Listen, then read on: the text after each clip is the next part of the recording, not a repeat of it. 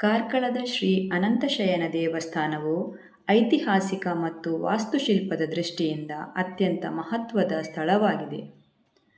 ಅದು ಮೊದಲು ಒಂದು ಜೈನ ಬಸದಿಯಾಗಿತ್ತು. 15ನೇ ಶತಮಾನದಲ್ಲಿ ಶೃಂಗೇರಿಯ ಜಗದ್ಗುರು ಶ್ರೀ ನರಸಿಂಹ ಭಾರತಿ ಸ್ವಾಮಿಗಳು ಕಾರ್ಕಳಕ್ಕೆ ಬಂದಾಗ ಅಲ್ಲಿದ್ದ ಜೈನ ರಾಜ ಅವರನ್ನು ಪ್ರೀತಿಯಿಂದ ಸ್ವಾಗತಿಸಿದ. ಆದರೆ ಸ್ವಾಮಿಗಳು ತಮಗೆ ನಿರ್ಮಿಸಿರುವ ಜಾಗದಲ್ಲಿ ವಿಷ್ಣುವಿನ ಆರಾಧನೆಗೆ ಒಂದು ದೇವಸ್ಥಾನ ಬೇಕು ಅಂತ ಕೇಳಿಕೊಂಡರು. ರಾಜನು ಅದಕ್ಕೆ ಒಪ್ಪಿ ಆ ಬಸದಿಯನ್ನೇ ದೇವಸ್ಥಾನವನ್ನಾಗಿ ಪರಿವರ್ತಿಸಿ ಅಲ್ಲಿ ವಿಷ್ಣುವಿನ ಭವ್ಯವಾದ ಮೂರ್ತಿಯನ್ನು ಪ್ರತಿಷ್ಠಾಪಿಸಿದ. ಹಾಗಾಗಿ ಅದು ಜೈನ ಬಸದಿಯಾಗುವುದರ ಬದಲಿಗೆ ವಿಷ್ಣು ದೇವಾಲಯವಾಯಿತು. ಇಲ್ಲಿನ ಮುಖ್ಯ ಆಕರ್ಷಣೆಯೇ ಮಲಗಿರುವ ಭಂಗಿಯಲ್ಲಿರುವ ಭಗವಾನ್ ವಿಷ್ಣುವಿನ ಭವ್ಯ ವಿಗ್ರಹ.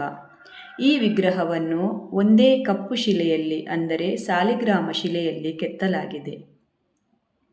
ಇದು ವಿಜಯನಗರ ಶೈಲಿಯ ವಾಸ್ತುಶಿಲ್ಪವನ್ನು ಹೋಲುತ್ತದೆ. ವಿಶಾಲವಾದ ಪ್ರಾಂಗಣ ಮತ್ತು ಕೆತ್ತನೆಗಳಿಂದ ಕೂಡಿದ ಕಂಬಗಳು ಇಲ್ಲಿನ ಸೌಂದರ್ಯವನ್ನು ಹೆಚ್ಚಿಸಿವೆ. ಆದಿಶೇಷನ ಮೇಲೆ ಮಲಗಿರುವ ವಿಷ್ಣುವಿನ ನಾಭಿಯಿಂದ ಬ್ರಹ್ಮನು ಉದ್ಭವಿಸುತ್ತಿರುವ ದೃಶ್ಯವನ್ನು ಇಲ್ಲಿ ಸುಂದರವಾಗಿ ಕೆತ್ತಲಾಗಿದೆ.